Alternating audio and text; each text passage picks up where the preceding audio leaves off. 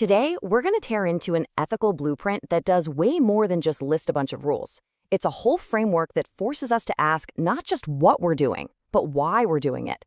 And honestly, it's a lesson that applies everywhere, in our work, our relationships, our day-to-day choices, far beyond the world of finance. All right, let's just dive right in with a big question. We tend to think of ethics as, a checklist, right? Do this, don't do that, and you'll stay out of trouble. But what if that's kind of missing the point? What if being truly ethical is about something much, much deeper? And that's the absolute core idea behind the code we're exploring. It completely flips the script. It shifts the focus away from all those external rules and puts it squarely on our internal compass. The idea is that true ethics is about doing the right thing with the right mindset, especially when you think no one's watching. So that brings up a really important question.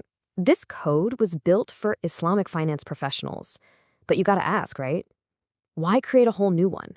Why not just grab an existing ethical framework from somewhere else? Well, the answer is all about its unique foundation.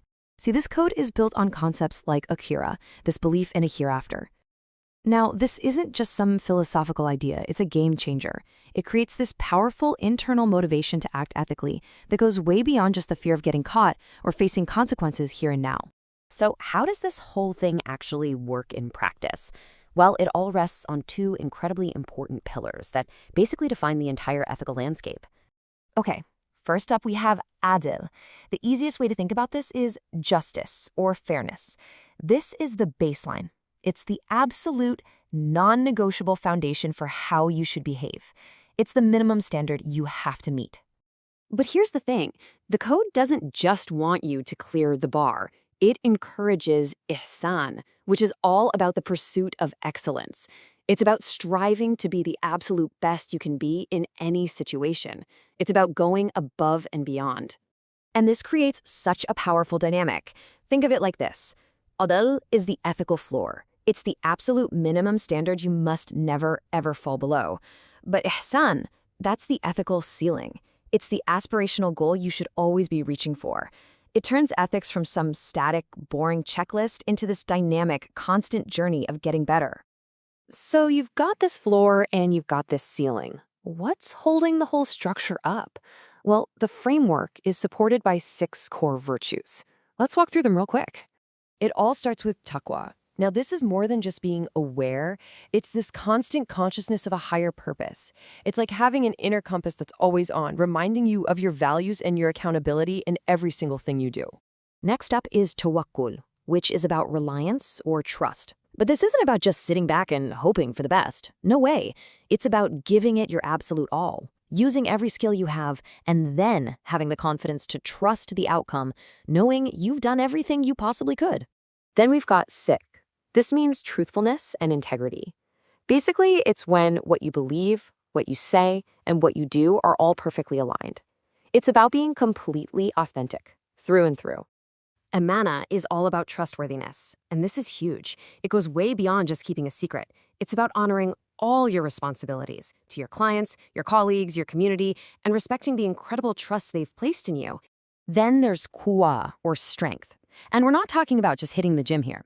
This is about the commitment to have and constantly develop the capabilities, your intellect, your morals, your skills, so you can do your job effectively and with excellence. And finally, tawasi bil haq. This one is really cool because it makes ethics a team sport. It's not enough to just be good on your own. This says you have a role in gently and wisely encouraging others to do good too, building a whole culture of shared integrity. Okay, so that's a lot of theory. How do we actually put this into practice? Well, the framework gives us this brilliant 4-part ethical engine to guide our decisions. Let's see how this thing runs. It's a beautifully simple sequence, right? You start with the right intention. From there, that naturally leads you to do the right action. But then you have to do that action in the right way, with skill and care. And finally, when you do all that, your behavior can't help but positively influence everyone around you. And this diagram right here shows how the whole system just clicks together. Over on the left, you've got that 4-part engine we just talked about, kicking things off with intention. Just follow the lines, and you can see how each of those steps connects directly to the core virtues we covered, which then leads to real-world, practical ethical behavior. It's a complete roadmap. Okay, that's great in theory, but what does this look like when things go wrong? Let's bring this down to earth with a real world example.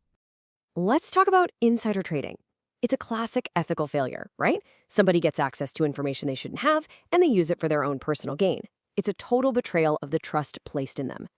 Now, looking at this through the lens of our framework, insider trading isn't just illegal. It's a fundamental breakdown of amana, that trustworthiness you owe to everyone, and sidq, your own personal integrity. It's a direct attack on the very pillars of this ethical system. So let's zoom out. What's the big picture here? Why does any of this matter to all of us, no matter what we do for a living? At the end of the day, what we've been looking at is a universal blueprint for ethical living. It teaches us to stop focusing on just compliance and start focusing on our intentions. It gives us that clear floor of justice we can never cross and that ceiling of excellence we should always be reaching for. And its core virtues, trust, integrity, strength, these are timeless principles that can guide literally anyone in any field. And all of this leaves us with a pretty powerful question to reflect on. So forget the official employee handbooks and rule books for just a second. What's the personal and professional code that truly guides your decisions every single day?